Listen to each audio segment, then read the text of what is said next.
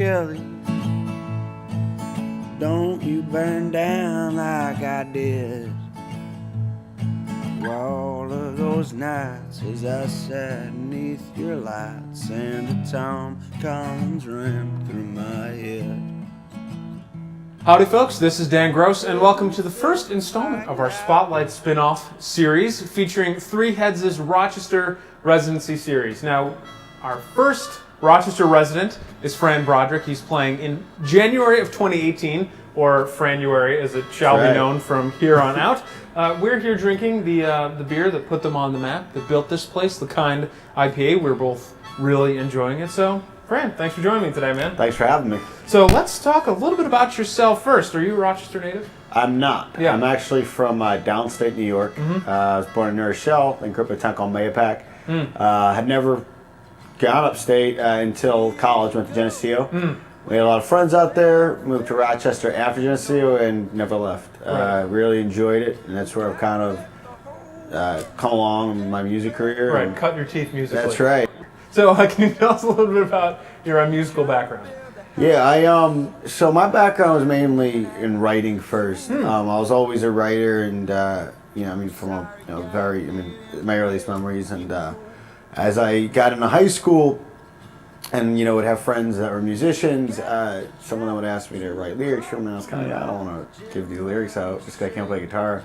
And then part of my name, my solo act, left-handed second baseman, comes from the fact that sort of when I diverged from sports and started playing music, because I'm left-handed, and when I got to high school, they're like, everyone was sort of settled in their baseball positions, and I played second, and they're like, nah, lefty can't play second, and so I ended up having to leave baseball. I picked up a guitar, and fortunately, I wasn't going to become a baseball player, so right. I was when I picked up a guitar, which was probably 16, 17, fumbled with it through college, and played some open mics, and then by the end, just sort of rolled the dice and was like, I want to have a band, and just told a bunch of different people that I already had a band to sort of lie them into playing with me, and then I love that tactic. That's what you got to do to make it happen. Yeah. So then, and that's it. Honestly, I didn't get steady into it, or I started playing at the end of college, but I didn't get steady as a band leader until I came to Rochester afterwards and started gigging around here constantly, and been at it for the past 10 years or so. So that's a good chunk of time. So tell us a little bit about what you do. It's eclectic. You're a multi-instrumentalist. Can you sort of tell us, let's start with this left-hand second baseman thing. Let's kind of start off with what you do as a musician, if you could kind of get broad stroke it for us. Sure. So, a simple way to think of it is the singer-songwriter stuff. But part of left-handed second baseman sort of encompasses me as a producer, right? Because I also produced a lot of albums when I was in the band Friday in America, or that I am in the band Friday in America. And with left-handed second baseman, it gives me the opportunity to do some of the more, it could be anything from a simple folk song to the more experimental stuff I like to do. So, the first album, I engineered a lot of it, produced the whole thing, and it ranged from, me and a guitar to me playing synthesizers. I looped stuff. My grandfather was a jazz drummer in the 40s, 50s. I took clips of him and looped them around, and it's just sort of my opportunity to touch on all the different types of music I like. So I'll play some piano, some synth, some guitar, some accordion on the new album, ukulele, and then the songs can be from anything from hip hop influence to soul influence to sort of I really love John Prine and singer songwriter type stuff, folksy stuff. So it's all over the map. Yeah. Well, it's a nice opportunity as a solo artist. You get to explore a bunch of different stuff. Sure. And I believe this is an officially unofficial statistic. But are you the person who's played Three Heads Brewing the most out of anybody? I do. I have the record, as far as I understand it. So it's officially official. I got Jeff Dale and Eli Flynn nipping at my heels, but I think it's an official, unofficial record that I'm holding. And Friday in America goes back as I think the earliest band. Again, I could be wrong. Official, unofficial. We'll get it in post. Do a correction if you need to, but we've been there since the beginning, since these guys are making their first beers, and it's been crazy to see that now we're sitting in their brewery. So it must be a nice full circle moment too to be the first Rochester resident. So can you talk a little bit about? Jeff mentioned in the little intro piece we did about everyone he asked was on board, ready to do it. But can you talk a little bit about what it means to do a residency like this that's different, that allows you to explore yourself as a musician? Yeah, I think I didn't realize until Jeff called me that it was something I really needed. You know, he knows better than most people how many different things I do, whether it's like the big band or just me by myself, or, you know, he's seen me do all sorts of different things, but I've never really, it's always one or the other, you know, to be able to each week, you know, step into a different role. You know, I've got the material, I'm excited to play it, you know, and then one of the things he had said was, he's like, can you do your Left-Handed one week, can you Fry America another week? Can you do another album? And I've, for about a year now, been trying to just coax people into playing Warren Zevon's Excitable Boy record.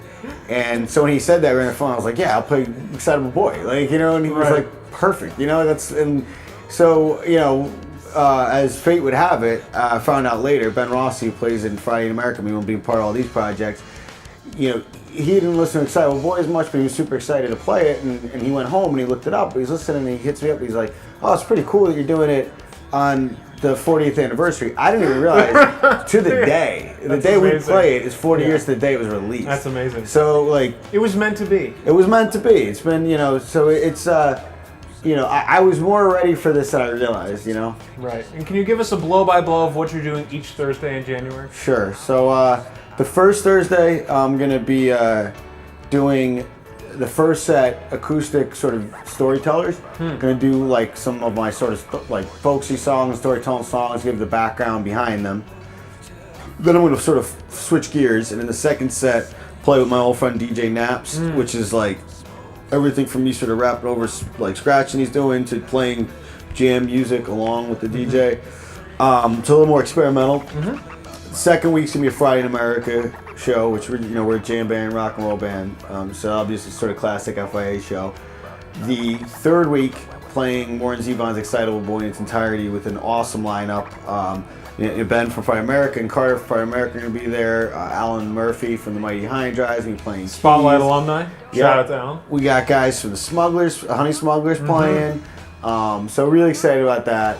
And then the fourth week, hopefully saving the best for last. I've been working on an album for almost 2 years now. Wow. And that's coming out in the last week. So that will be 2 full sets. A lot of my first album in the first set. Then I'm playing the new album front to back and releasing it that final night. So that's the 25th. It is truly Franuary. It's Fran. Yeah. Oh yeah, we're going big. Yeah. Let's go big. We're gonna make it count. Yeah. Fran, thanks so much. Thanks so much for having me. It was a pleasure. You can watch Fran Broderick every Thursday right here at Three Heads Brewing. I'm Dan Gross for the Rochester Indie Musician Spotlight and Three Heads Brewing.